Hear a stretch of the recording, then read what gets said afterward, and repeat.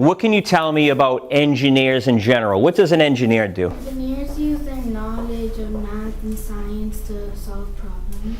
They're solving problems, and they're using like the STEM components, the science, the engineering, the math, the technology. They put that all together, and they come up with solutions to big problems. So ocean engineers do a whole host of things. They engineer for sound, for boats, looking for objects. What else did we come up with? Give me one more an ocean engineer might do. They use ROVs to explore deeper parts of the ocean. ROV, what's an ROV? Andy? Remotely operated vehicle. ROV is a remotely operated vehicle. So Despina's from Greece, okay? And because Greece is an island community, her focus, her neighborhood is kind of the ocean, okay? What do you know about the ocean? Is there anything that we can make a list of that we know already about the ocean? That it's salt water. Salt water, compared to fresh water, has a few more particles in it because just of the presence of salt. So if this is salt water and this is fresh water, are objects going to float easier in salt water and fresh water? Float better in salt water. Very good. So things become more buoyant in fresh and salt water. Can you tell me why? Can anyone tell me why? The particles might have like a special component. Exactly. These suspended particles in there, Andy, that will buoy up or support things. Hanley, what else do you know about the ocean?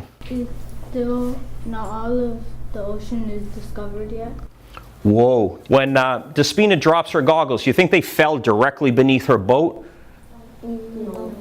Probably not. The likelihood of something dropping like it does on Earth due to gravity is pretty unlikely, because we know in the water that there are things that might make things move from side to side. And what are those things called in the ocean? What do we have? A strong force in the ocean that's under the water that might cause things to drift over? Current. Current. So that will influence where these goggles end up. So we have to talk about that and consider that. Does anyone know what the word density means? Use your own terminology to explain density. Atoms are like closely compacted. Yeah, when atoms are closely packed together. Despina, this is where she's from. Do you know the country we're talking about here? What's it called?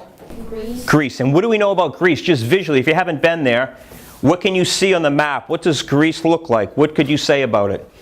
It's a peninsula. Its mainland is a peninsula. Very good. If you lived in Greece, which is a rocky, mountainous, arid terrain, and you had a bunch of islands, what would be the easiest mode of transportation to get from one place to another? Yes? A boat. A boat, okay? So the Greeks were pioneers in boating with the Phoenicians because they had a necessity to get from island to island, to communicate, to trade, to hunt, to gather. Let's contrast that to where a lot of your family's from. Dominican Republic and Puerto Rico. Do you notice any similarities between Despina's world and your world? There are a group of small islands. There's a group of small islands around there. How about the topography, the landscape? What's it look like? It's bumpy with a lot of It's bumpy and mountainous. So look, if you were disabled like Despina and you're in a wheelchair, do you think you'd have an easy time to get to the beach? No. Not only you have to go over rocky terrain, but look at all this sand here. A wheelchair wouldn't be able to carve through there. We would have to use technology and make some type of a concrete pathway so that people could access these areas. Would someone like to begin to read on page 20? Go ahead. We can attach different instruments and tools to the frame, and we can easily change Thetis's density. Very good. So you guys feel comfortable with that? We know submersibles have all these attachments to it. The density has to fluctuate. We have to make it high density so it sinks, and then when it wants to come up, we have to make it a lower density so it floats up to the top, so it uses less energy. Okay? So on pages 20 and 21, we have the ask process. So how does this Despina complete this step? What is she doing on pages 20 and 21? What is she doing to complete the asking step problem? Yes? She asked Katerina what's an ROV. That's right. So she's asking these two people, her cousin Nicholas and her friend, about what ROVs do. They studied engineering. So by asking these questions, she too can discover how they work and how she might be able to adopt this technology herself to retrieve the goggles. Okay, now let's turn to page 30. Gabby, can you read, please? You have a nice voice. That's a great idea, Chrysanthi said. She picked up some paper and a marker and sketched the bit What if it looked like this, she asked. We need an arm and a hook to grab the goggles. So the second step after you ask the question is you start to dream. And Albert Einstein thought the imagination was the most important step in the whole process, only because if you can dream these things, then you can do it, accomplish it. So let's read on and learn about the planning process. The next paragraph down. The next step of the engineering design process is to make a plan, Nicholas said. You can use just one idea you imagined or combine a bunch of your ideas into one design. Then you need to plan it out carefully. But how do we know if our plan will work? Chrysanthi asked. How are you going to know if your plan works? 2 words. Test it. Test it. Very good. That's exactly what I have written down on my book. The nice and liberating thing I found in this whole engineering design process is that when we come full circle after create, and we have a product and we test it out and we find out that it doesn't work, what do? We go back again and we try to do what to it? Go ahead. We improve it. We try to improve it. The first time through, she might not get the goggles.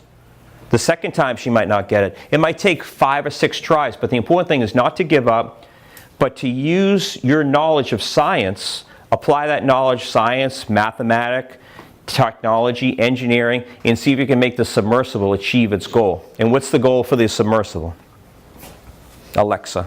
To try to get the goggles for Chrysanthi. Right. Retrieve the goggles for Chrysanthi. It's not going to be easy, but this is a girl that's your age with a disability that still has this drive and this desire to get from the asking problem all the way to the improvement step in order to achieve her goal. I want you to read through here. I'm going to use the same process. The answer here, the answer key, really comes from the engineering design process right above.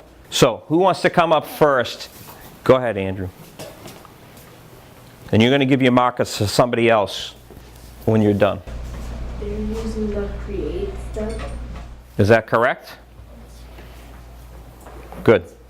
When Despina learned about how EiE and submersibles work, she was using the ask step. Is that correct? Very good. Last one. Very good. Imagine. If you have a fertile imagination and you can conceive of something, there's someone out there that could be part of your team that could build it.